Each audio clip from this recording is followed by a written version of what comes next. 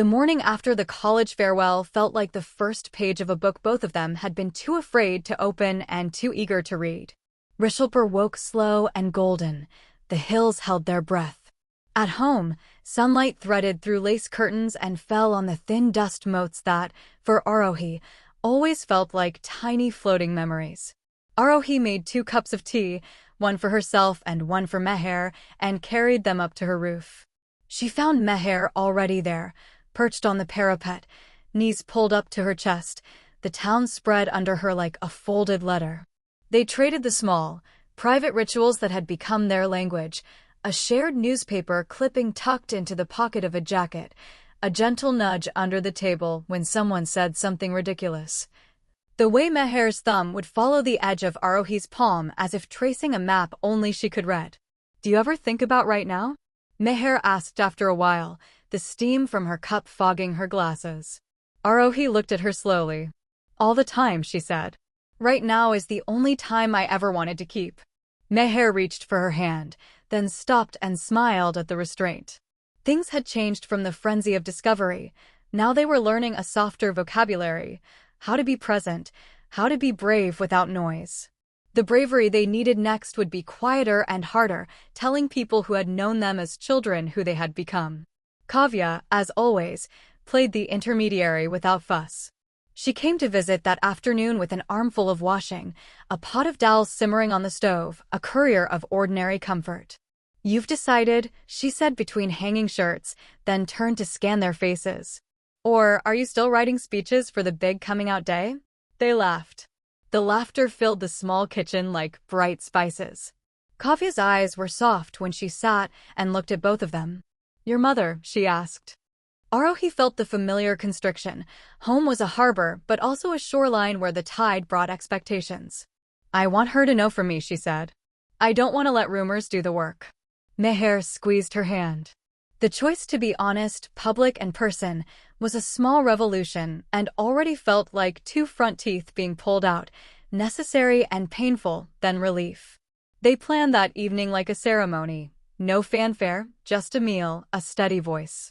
Aarohi would speak first. Meher refused to rehearse her lines.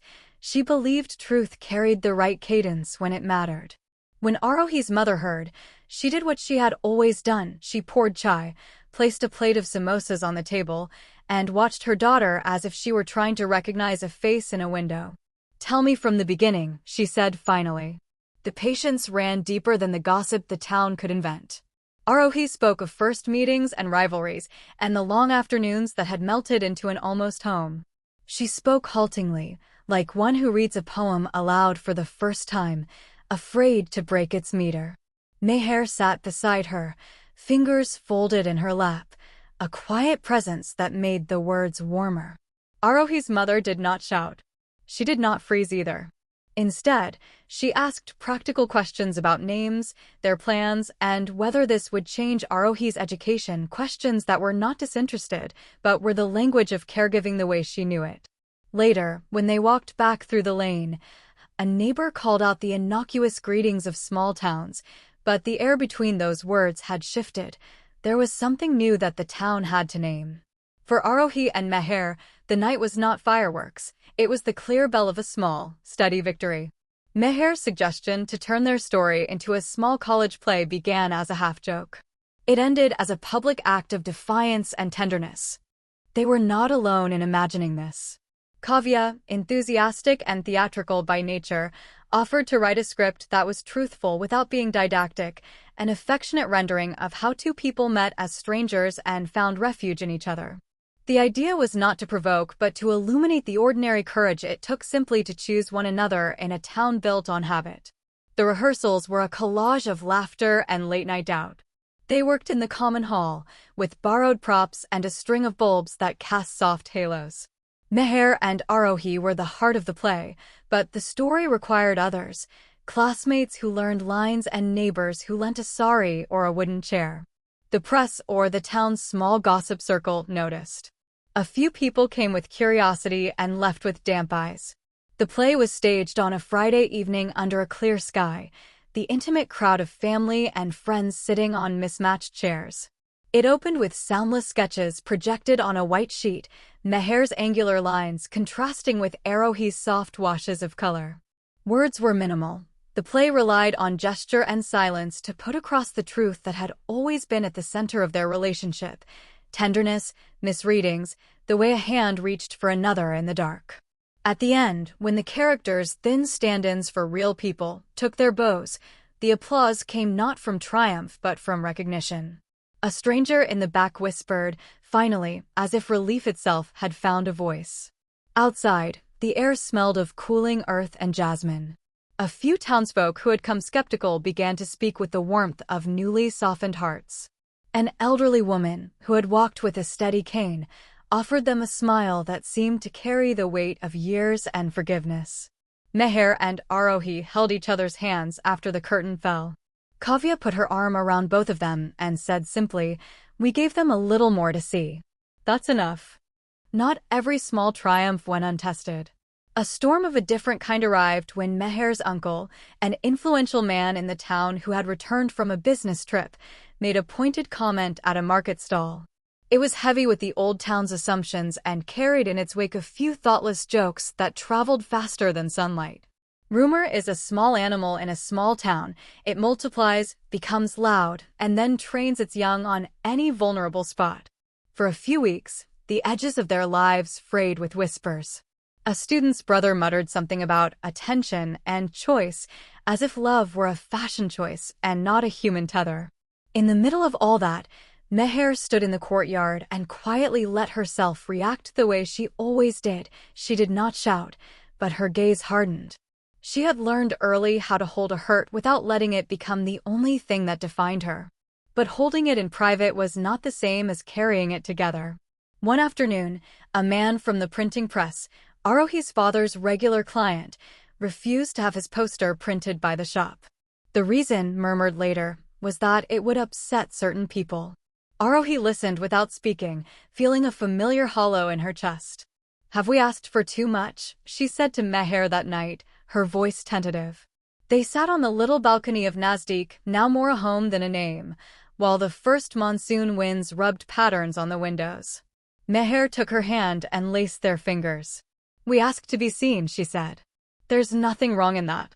If the town needs time, it will take it. We can be patient. We're patient." Patience, however, had its limits. Kavya, practical and clear-eyed, organized a small meeting with a few friends and relatives. It was not a confrontation, it was a conversation. They invited people who were open-minded and also those who had questions, hoping to let silence not be the only response. The meeting did not resolve everything. Some people left twice as suspicious. But somewhere in the center of that room was a new template: discussion. For a town that often relied on weather and ritual to make decisions, the act of speaking was itself a renunciation of secrecy. Over time, the offensive jokes became fewer. The printing shop got its first client back. A neighbor who had once kept her distance began to wave again. The storm had not ended without damage, but the shelter of friends and the slow kindness of those who loved them had begun to stitch what had been rent. Distance had always tested new loves. For Aarohi and Meher, the early tests were not miles, but the pressure of a town and the expectations that came with it. When Meher received an internship offer in the city for a semester, an opportunity she could not decline, the question of togetherness resurfaced with its old, familiar ache. "I'll go," Meher said after she'd thought it through. "But I don't want this to be a question of leaving or staying. There are ways to be near that aren't measured by kilometers." They wrote letters. In an age when quick messages replaced longer conversation, they chose the deliberate slowness of ink on paper. Aarohi's letters were small watercolors folded into envelopes. Each one had a sketch, a tea stain, a stray leaf. Meher's letters were architecture notes turned soft at the edges, little plans for a home they both imagined, margins filled with jokes, a recipe scribbled upside down.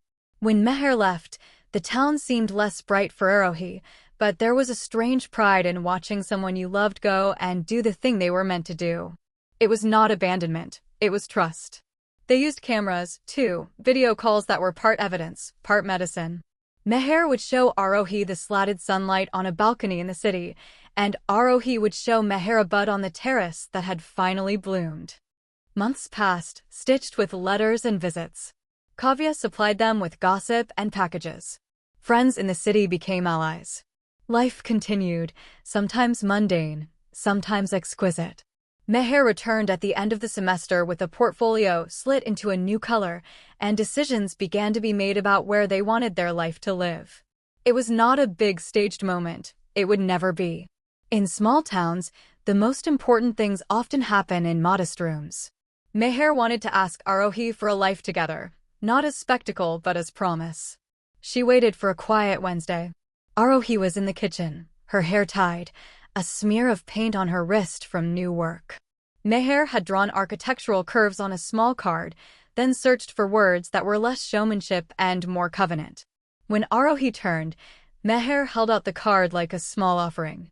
On it, she had drawn the two of them, two shapes leaning toward each other, the word Nazdeek written beneath. "Will you," she asked, "build this with me?" Aarohi laughed and cried at the same time, the room filling with the kind of light that only comes from relief. She said yes in a way that was both ordinary and enormous, by bringing Meher tea, by wiping a paint smudge from Meher's cheek, by leaning in and staying. They did not rush to a new house nor call everyone. Instead, they planted a small vine by the window and bought a single second-hand armchair that fit just right between their bookshelves. They took a photograph and put it on a small shelf, the kind of ritual that would become the scaffolding of their ordinary life. The next months shaped themselves into a rhythm.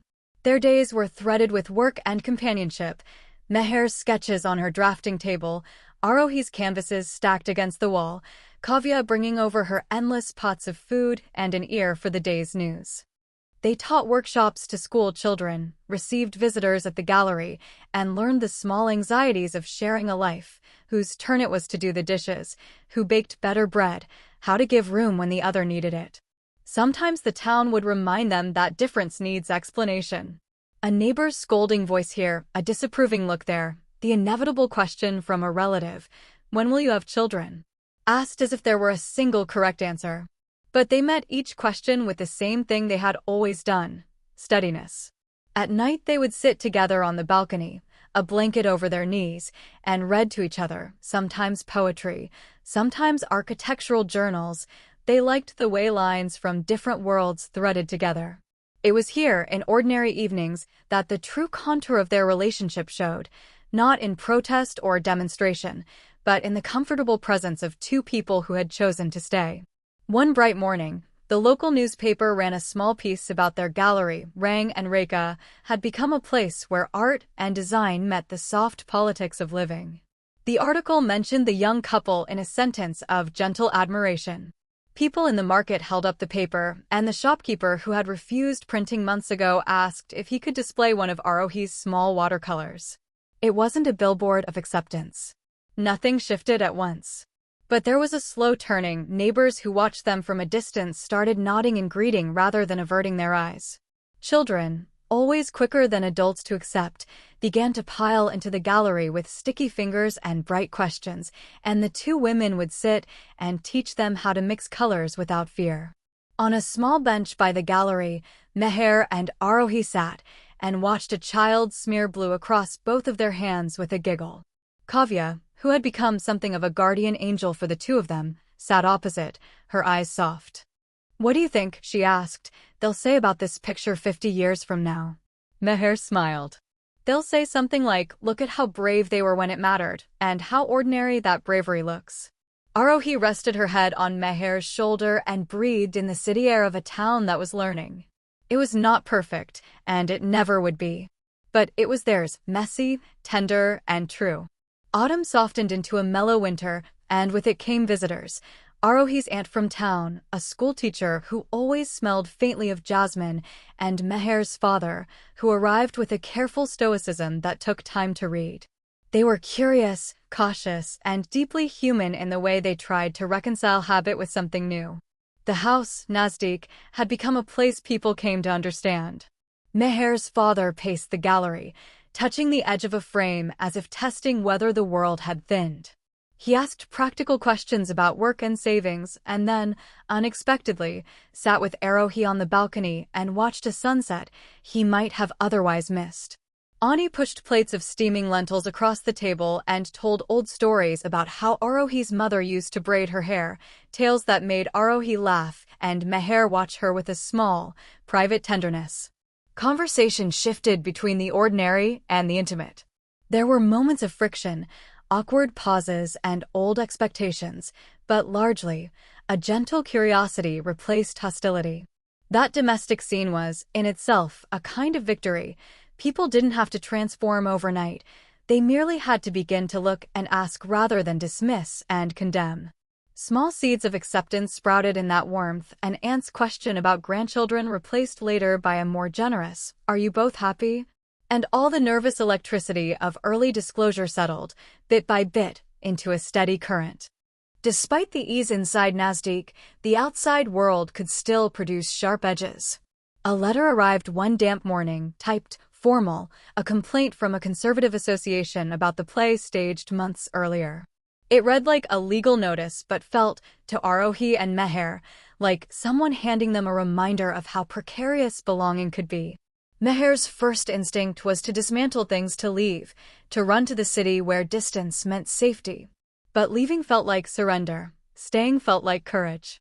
She struggled with the choice in the nights that followed, her sleep interrupted by sketches half-finished and the low hum of a town that could be both loving and cruel. Aarohi watched Meher pull inward and felt a tremor of fear. She had become, over the years, an anchor and also someone who could break if pushed beyond the limit.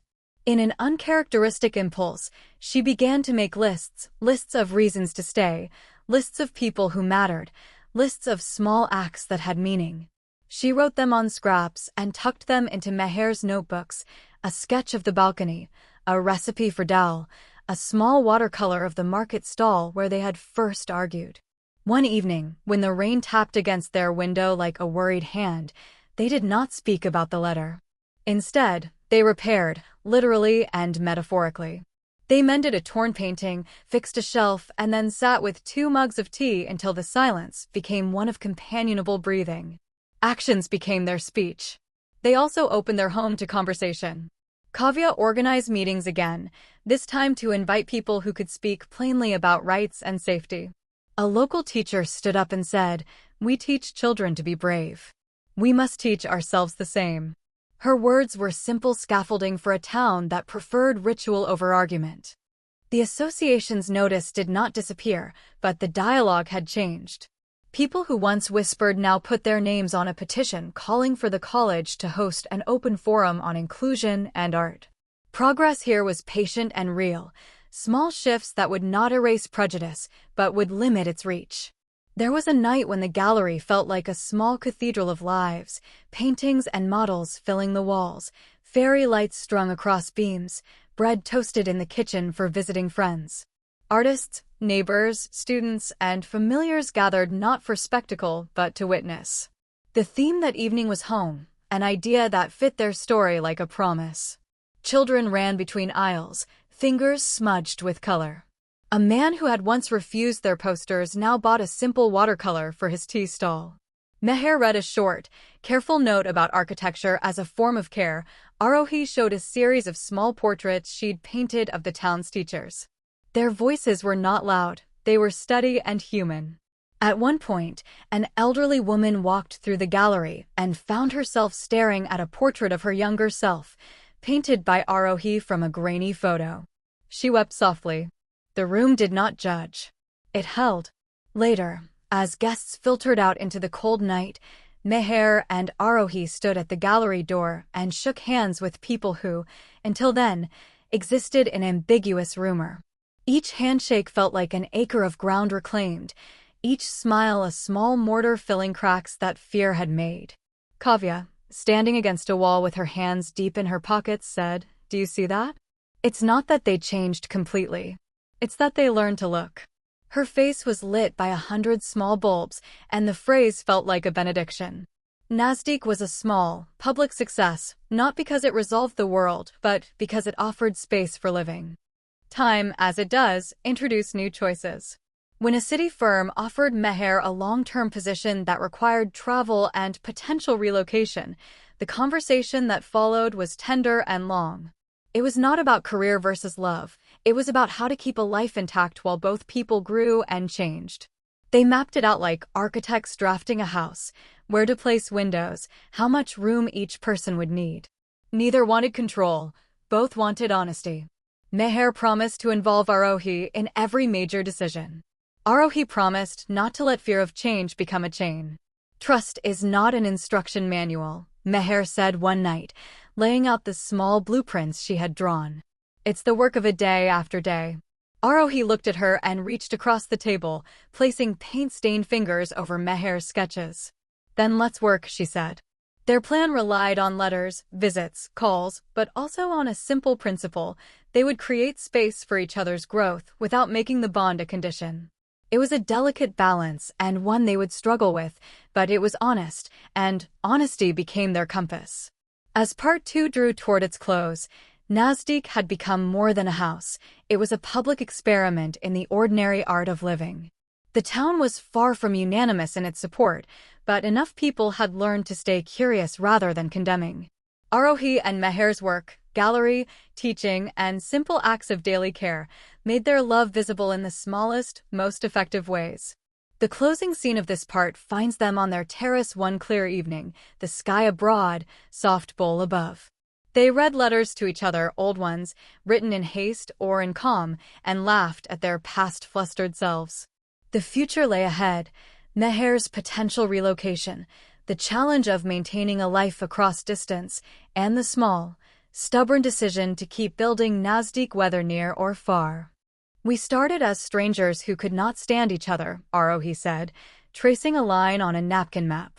Now we decide our life like architects and painters. Meher reached for the napkin, folding it and tucking it into her wallet. And if the road takes us apart for a while, she said, we'll draw it back together. This promise, quiet, practical, brave,